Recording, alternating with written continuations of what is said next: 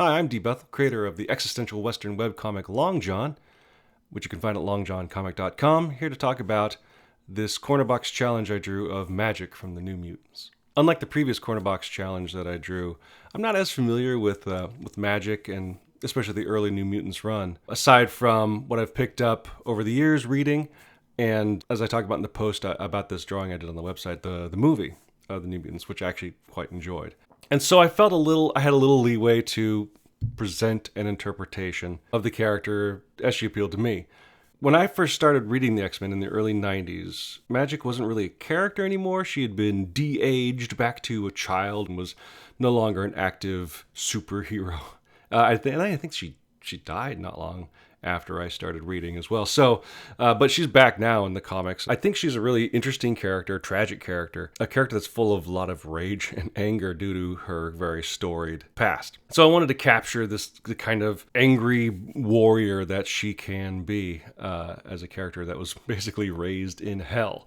And so that allowed me to push the expressions and the posing and the design to be a little more wild than maybe I usually do. I don't know, maybe I'm just overthinking it. But also, due to my lack of familiarity with her, I took some liberties. The main thing is, it's all comics anyway.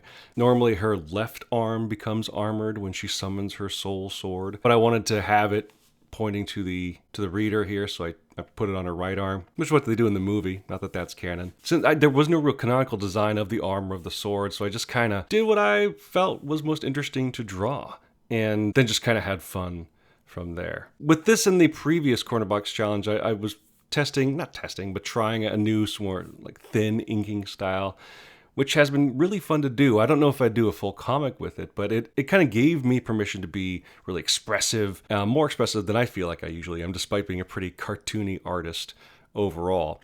And that's something I really wanted to practice and push in the work that I do, just kind of really push the expressiveness of poses, of faces, of design, so that I'm making work that I feel has a bit more excitement to it, because I think I'm generally, my art is pretty restrained. This was a fun drawing to do to practice that. So again, you can find my work at longjohncomic.com.